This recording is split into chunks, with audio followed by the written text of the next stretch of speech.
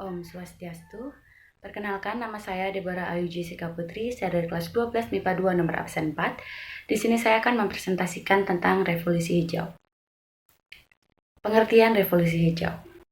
Revolusi hijau merupakan revolusi produksi biji-bijian dari hasil penemuan ilmiah berupa benih unggul baru dari berbagai varietas gandum, padi, dan jagung yang membuat hasil panen komoditas tersebut meningkat di negara-negara berkembang. Latar belakang terjadinya revolusi hijau adalah karena adanya kekhawatiran dunia akan terjadinya ketidakseimbangan antara jumlah penduduk dan produksi pertanian.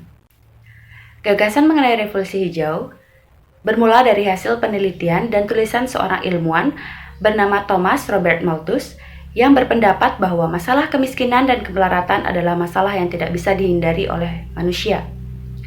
Kemiskinan dan kemelaratan terjadi karena pertumbuhan penduduk dan peningkatan produksi pangan yang tidak seimbang. Menyadari akan hal ini, sebagian besar masyarakat di Eropa berupaya untuk mengendalikan kecepatan penduduk, sekaligus melakukan penelitian untuk menemukan bibit unggul agar dapat menambah jumlah produksi pangan. Usaha-usaha ini dilakukan untuk mengatasi masalah kala itu, yaitu kemiskinan. Perang Dunia I dan revolusi industri telah mengubah banyak lahan pertanian menjadi area perang dan lahan industri. Selesai Perang Dunia I, revolusi hijau dimulai oleh Ford and Rockefeller Foundation yang mengembangkan gandum di Meksiko pada tahun 1950 dan padi di Filipina pada tahun 1960. Baik, selanjutnya saya akan menjelaskan tentang perkembangan revolusi hijau di Indonesia. Yang pertama, awal mula revolusi hijau di Indonesia. Perkembangan revolusi yang pesat berpengaruh juga terhadap masyarakat Indonesia, karena sebagian besar kondisi sosial ekonomi masyarakat Indonesia berciri agraris. Oleh karena itu, pertanian menjadi sektor yang sangat penting dalam upaya peningkatan pertumbuhan ekonomi Indonesia. Hal ini didasari oleh kebutuhan pertumbuhan yang meningkat dengan pesat, tingkat produksi pertanian yang masih sangat rendah, dan produksi pertanian yang belum mampu memenuhi seluruh kebutuhan penduduk. Indonesia mengenal revolusi hijau sejak berlakunya sistem tanam paksa pada masa penjajahan Belanda. Sistem ini berkembang dengan dikeluarkannya Undang-Undang Agraria pada tahun 1870, yang mengakibatkan rakyat Indonesia menjadi mengerti tentang keanekaragaman tanaman dan metode pembudidayaan. Yang kedua, saya akan menjelaskan tentang pelaksanaan revolusi hijau pada masa Orde Baru. Salah satu masalah yang dihadapi pemerintah Orde Baru adalah produksi pangan yang tidak seimbang dengan kepadatan penduduk yang terus meningkat. Untuk mengatasi hal itu, pemerintah Orde Baru melaksanakan revolusi hijau secara nasional. Revolusi hijau ini dilaksanakan secara terprogram yang bertujuan untuk meningkatkan kesejahteraan masyarakat. Hasilnya, pada Pelita 4 tahun 1984, Indonesia mencapai swasembada beras yang merupakan kebutuhan pokok penduduk Indonesia.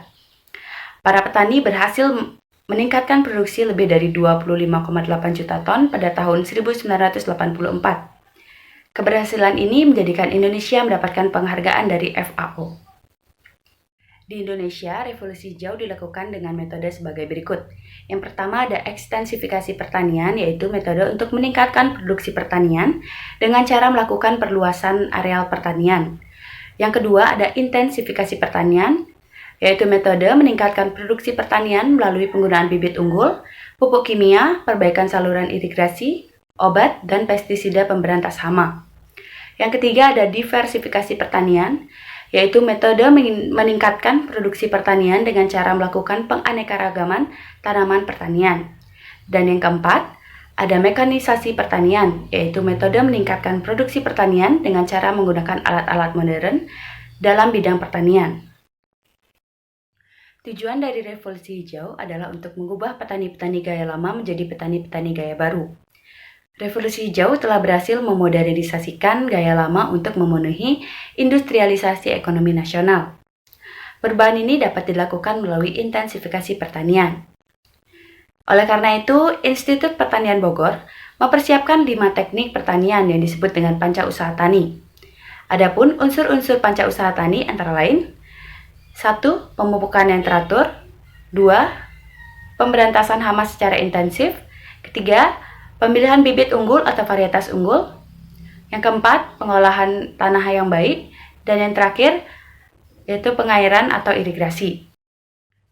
Pengenalan revolusi hijau di Indonesia dilakukan melalui program penyuluhan pertanian untuk mengenalkan metode-metode dalam revolusi hijau.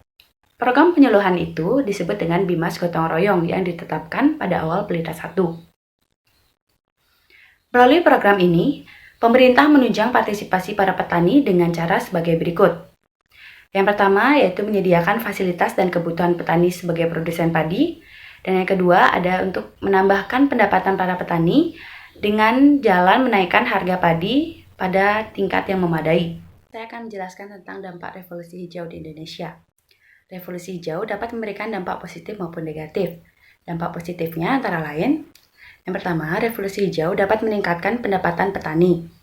Yang kedua, revolusi hijau dapat menyebabkan munculnya berbagai jenis tanaman unggul berumur pendek, sehingga intensitas penanaman per tahun menjadi bertambah. Yang ketiga, revolusi hijau dapat merangsang kesadaran petani dan masyarakat akan pentingnya teknologi. Dan yang terakhir, revolusi hijau dapat merangsang kesadaran dinamika ekonomi masyarakat karena dengan hasil melimpah akan melahirkan pertumbuhan ekonomi yang meningkat pula di masyarakat.